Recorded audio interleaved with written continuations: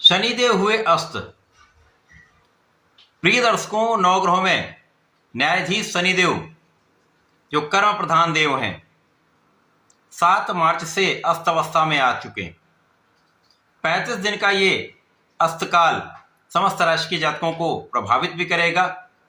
कहीं पर कुछ समस्या भी आ सकती है, परंतु कहीं पर कुछ विशेष लाभ भी प्राप्त हो सकता है। जय श्री गणेश। नमस्कार, मैं आचार्य संजय द्विवेदी। मेरे समस्त प्रबुद्ध दर्शकों का मेरे चैनल पे हार्दिक स्वागत है। प्रिय दर्शकों, आज मैं धनु राशि के लिए शनिदेव के इस अस्त अवस्था का, इस अस्त अवस्था से मिलने वाले परिणाम का, यदि कुछ लाभ मिल रहे हैं तो उनका पूर्ण विश्लेषण तथा यदि कहीं पर कोई समस्या है तो उसका क्या निराकरण, संपूर्ण विश्लेषण मैं पूर्ण तर्क के साथ करने जा। प्रिय दर्शकों, इस राशिफल को आप अपने लग्न तथा राशि दोनों के अनुसार देख सकते हैं। नवग्रहों में शनिदेव एकमात्र ऐसे ग्रह हैं जो सर्वाधिक समय किसी राशि में गोचर करते हैं। 2.5 वर्ष इनका गोचर काल है। इसी प्रकार से इनका कोई भी परिवर्तन लंबी अवधि के लिए होता है। अब 7 मार्च से ये अस्त होंगे, अर्थात ये सूर्य के प्रभाव में आएंगे। और जब भी कोई ग्रह सूर्य के प्रभाव में आता है, युति प्रभाव में आता है, उससे अत्यधिक निकट होता है तो वो अस्त हो जाता है। क्योंकि सूर्य का एक विशेष आभामंडल है, सूर्य का एक विशेष प्रभाव है, सूर्य राजा हैं और इस विशेष प्रभाव के कारण उस ग्रह का प्रभाव कुछ निर्बल पड़ जाता है, क्षीण हो जाता है। इसी अवस्था को अस्त अवस्था कहते हैं। यद्यपि इस अस्त अवस्था में वो ग्रह अपना कार्यकत्व पूर्ण करता है, कार्यकत्व में कोई बहुत बड़ी निर्बलता नहीं आती, परंतु कहीं न कहीं बाधित अवस्था होती है। कुछ परिणाम विलंबित होते हैं क्योंकि शनिदेव हैं, वैसे भी ये स्लो मूविंग प्लैनेट हैं और जब इन पर ऐसा प्रभाव पड़ता है तो कुछ इनका कार्यकत्व धीमा हो जाता है, कुछ अवरोध आ जाते हैं। परंतु सूर्य का प्रभाव जब जब होता है तो ये अनुशासन प्रदान करते हैं, आपको परिश्रमी बनाते हैं, आपको नेतृत्व की क्षमता देते हैं। और शनि का प्रभाव कर्मठता देता है, आपको कार्यशील बनाता है, आपको शनिदेव भी अनुशासित करते हैं।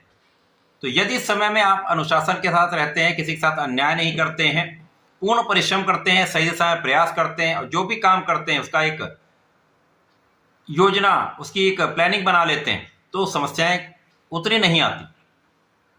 अब धनु राशि के लिए यदि हम अवलोकन करें तो गुरुदेव बृहस्पति की राशि में चतुर्थ भाव में ये शनिदेव का गोचर चल रहा है और गुरुदेव बृहस्पति के साथ चतुर्दशम का संबंध भी बना हुआ है, जहां पर सूर्यदेव जब इनके साथ युति प्रभाव में होंगे तो गुरुदेव के साथ भी इनका योग बनेगा, जिसके कारण कुछ विशिष्ट परिणाम भी प्राप्त होंगे। और शनि गुरु का जब भी किसी प्रकार से कोई संबंध बनता है, यहाँ तो केंद्र का संबंध बन रहा है, जिसके कारण आपकी एनालिटिकल एबिलिटीज बहुत बढ़ जाती हैं, आपका एनालिसिस बहुत अच्छा हो जाता है, आपके सोचने का ढंग विशिष्ट हो जाता है, आप गणनाएं बहुत अच्छी करते हैं, आप सोच विचार कर कार्य करते हैं और जो भी काम करते हैं उसकी प्रॉपर एक प्लानिंग करते हैं। तो यहाँ पर आपके लिए बहुत कोई बड़ी समस्या नहीं आ रही और यहाँ पर आपके नेतृत्व की क्षमता पहले से कई गुना बढ़ेगी। आपके अंदर कर्मशील स्वभाव जो है वो पहले से अधिक अच्छा हो जाएगा। आप अपना संपूर्ण प्रयास करने वाले, क्योंकि यहाँ पर धन और पराक्रम के स्वामी शनिदेव हैं। तो इस समय जो आपको बहुत अवरोधों का सामना करना पड़ रहा था या किसी काम को करने के लिए अधिक प्रयास करना पड़ता है, उसमें कमी आ जाएगी। आपका जो भी प्रयास है वो सही दिशा में होगा तो जल्दी ही परिणाम प्राप्त होंगे। अच्छे परिणामों की प्राप्ति का ये समय प्राप्त हो रहा है। इस समय में कार्यक्षेत्र में आ रहे अवरोध दूर हो जाएंगे। इस समय कार्यक्षेत्र में आपको अच्छा इंक्रीमेंट मिल सकता है। इस समय कार्यक्षेत्र में आपको पदोन्नति का अवसर मिल सकता है।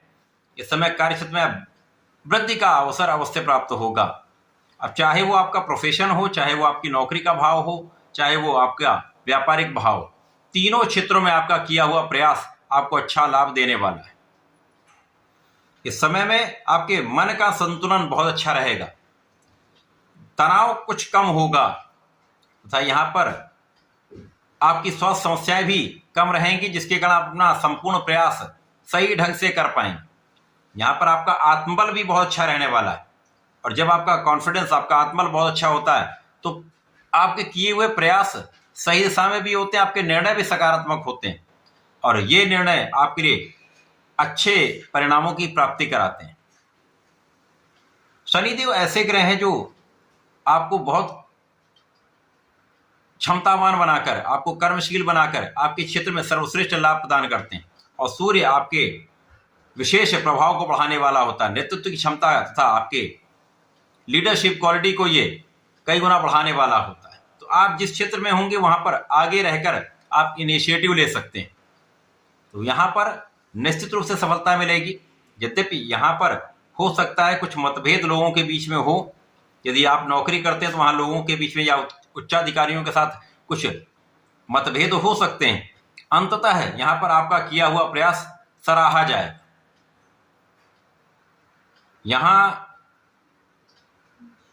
जो आलोचना करने वाले लोग हो सकते हैं, बीच बीच में आलोचना करने वाले लोग बन सकते हैं, परंतु उनका भी पराभव अवश्य होगा।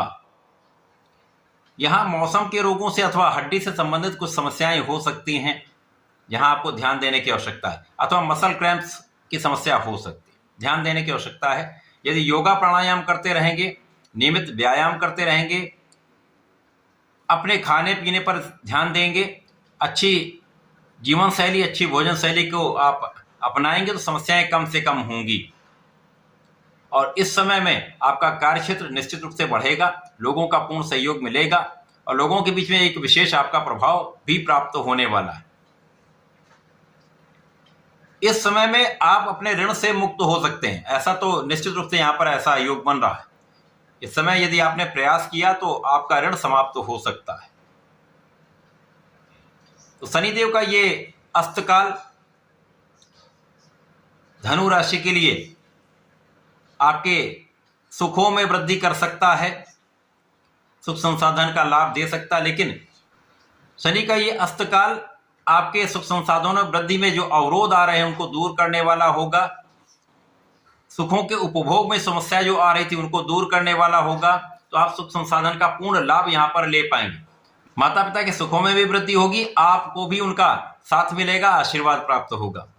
तो ये समय कुछ समस्याओं का निराकरण करने वाला है, कुछ अच्छे लाभ प्रदान करने वाला है। इस समय का उपयोग करने के लिए आपको गणपति महाराज की आराधना करनी चाहिए, गणपति स्तोत्रम का पाठ करना चाहिए, प्रत्येक शनिवार शनि मंत्र का मंत्र जप करें, विशेष लाभ मिलेंगे। तथा विष्णु सहस्रनाम का यदि पठन करते हैं तो विशेष लाभ प्राप्त होते हैं। तो ऐसा करके इसका उपयोग करें। धन्यवाद, नमस्कार।